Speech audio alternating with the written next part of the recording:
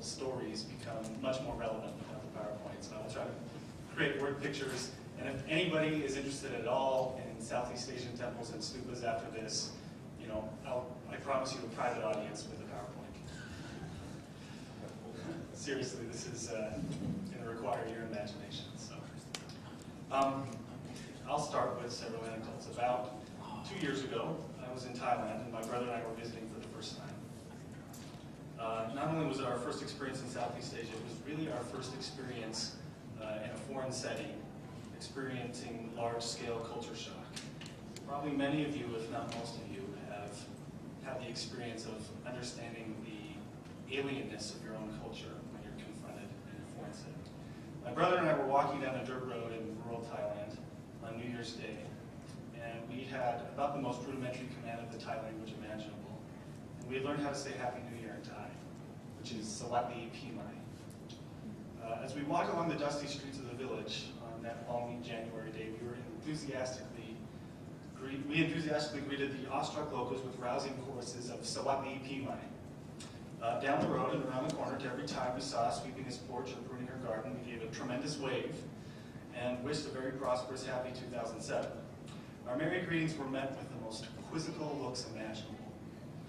Besides the obvious American brazenness that exuded from every fiber of our being, pardon the phrase, we instantly became aware that there was a unique otherness about us, an otherness that didn't transmit itself in any way to the local context. As we walked and smiled and waved, I was all of a sudden struck with the epiphany of our own alienness. I stopped mid-stride and planted my feet in the brown, dusty street, grabbed my brother's arm, and said, "This means nothing to them. It means nothing to them." My brother gasped, and we both reveled in the epiphany. The traditional Thai greeting is called the Y, instead of waving you like this. And so this gesture meant absolutely nothing to them. Another experience of culture shock was along religious lines. My dear cousin, who had been investigating Christianity, took me aside one night as we were washing dishes together after dinner, and with great sincerity and her simple English, she said, "I believe in God." The magnitude of that statement was evident in the way she looked at me, and I sort of gasped, and I hugged her, and I said, "I do too." In a culture where monotheism was totally foreign, this confession was stark, noticeable, exotic, and in a word, it was alien. These two experiences illustrate my realization that ideas I had assumed were cultural universals, waving hello, and monotheism, were in fact totally limited in time and space. And they serve to illuminate the significance of what we find in Lycian archaeology, patterns that transcend time and space. In this context, I contrast the former experiences with two others that I had in Thailand. The first was a funeral in an even remoter corridor of rural Thailand. The mother of a distant relative of ours had passed away, and we had assembled near a small crematorium adorned in temple fashionings that was next to a pavilion that resembles the kind that you see in local parks. We waited until the funeral procession arrived, and there was no hearse for the coffin, but there was an old truck that was ornamented with flowers and was playing loud music. It was not a typical somber Western funeral. But despite this foreign scene in deeply rural Thailand, the mood was exactly familiar. There was a juxtaposition of both melancholy and celebration that characterized every funeral that I've ever been to.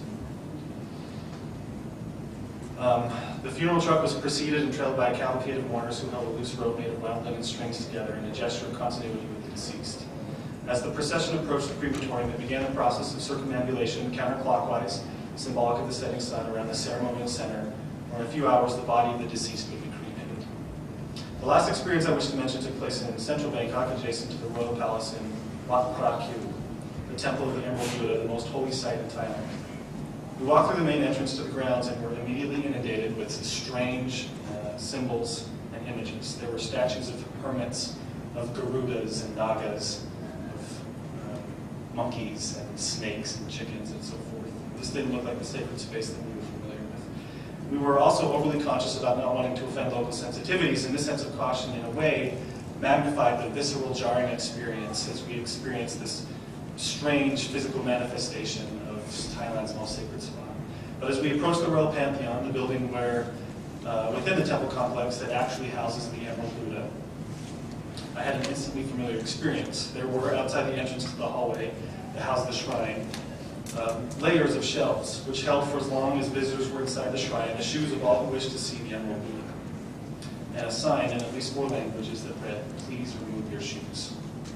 I was instantly taken back to my boyhood memory of touring the undedicated Bountiful Temple, where I, before entering, removed my shoes at the threshold and thought of Moses' experience upon Mount Sinai. And he said, "Draw down thy hither, put off thy shoes from off thy feet, for the place whereon thou standest is holy ground." In both of these later experiences, despite being enveloped in a totally foreign scenario, I felt a powerful resonance within me as I partook of things immediately familiar to the most fundamental inner parts of me. What I had felt was hierophany, the manifestation of the sacred that sets apart sacral from profane space. I hope in these stories, they're totally anecdotal and now much more relevant because there's no slides. There's a sense of the predominance that sacred space plays in the lives of individuals and communities that transcends any foreign context or local context. It transcends time and space. It's my attempt to contextualize one aspect of this sense of sacred space in the cultural historical setting of Southeast Asia. Namely, I'll be talking about the sacred space that is embodied in what's called in Sanskrit a stupa, or in Thai a chedi. Before I talk about stupas, I'd like to talk about the religious force behind the sacred space in Southeast Asia. It's important to understand that this is by no means monolithic. Angkor Wat, the most famous temple in the region, was initially dedicated to the Hindu god Vishnu. Borobudur in Indonesia is a Mahayana Buddhist shrine, while Wat Phra Kew in Thailand is Theravada Buddhist. Even within these separate traditions in Southeast Asia, there is a lack of uniform, systemic, or normative control, and so each tradition contains within itself a kind of organic syncretism that functions for a given context. And it's very difficult to define these disparate contexts and within themselves and taken together as a monolith. This is hard for Westerners to understand. We're used to thinking of religious forces in a more structured way.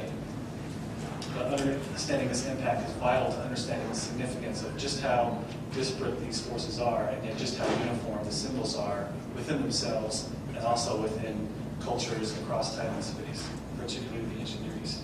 Hinduism, and by extension Buddhism, can be best understood as a religion of orthopraxy. That is, it emphasizes ritual practice and cosmological orientation in the daily and calendrical ceremonial practices. And this ritualistic notion informs religious sentiment, both personal and collective, in a way that fundamentally transcends a canon of scripture or orthodox belief. This premise can't be understated when examining the sacred space of Southeast Asia. The religious books of the Hindus form an inadequate guide to what the religion is about because depending upon the perspective from which they were composed, they emphasize only certain aspects. With an emphasis on practice rather than thought, archaeology thus provides a fruitful entry point for exploring Hinduism and by extension Buddhism at the historical level. So the first slide was supposed to be of a mandala. I'm sure you've all seen these though. Mandalas are perhaps culturally more relevant if you've seen them in movies related to Tibetan Buddhism, where they create a cosmogram of the universe out of sand. In various spiritual traditions, these mandalas are employed for focusing attention of aspirants on the sacred center, on spiritual teachings, and as a way to induce meditation or trance. A stupa is simply a 3D manifestation of a mandala, and everything that a mandala embodies is embodied in the same. So now there's supposed to be a slide of a stupa. Stupas the earliest stupas came from Indian tumuli, which are sacred burial mounds. These burial mounds have manifestations across different cultures throughout the world, including American Indian and European, etc. And these tumuli house the remains of the dead, and they house their relics, and they were seen as receptacles of magic essences. In the dialogues of the Buddha, though, the Buddha ascribes a greater value to these mounts and anticipates their use as a memorial to him and to awakened beings. And so the diffusion of the symbol of the stupa spread from India to Southeast Asia as the religion of Buddhism spread between 1st century AD and 11th century AD, and even before. However, the surviving stupa are relatively late in antiquity. And this brings me to a point that I'm going to skip. about the relevancy of the ancient context. I'd like to examine stupas in terms of the comparative method. The comparative method is not without flaws, but it has been especially productive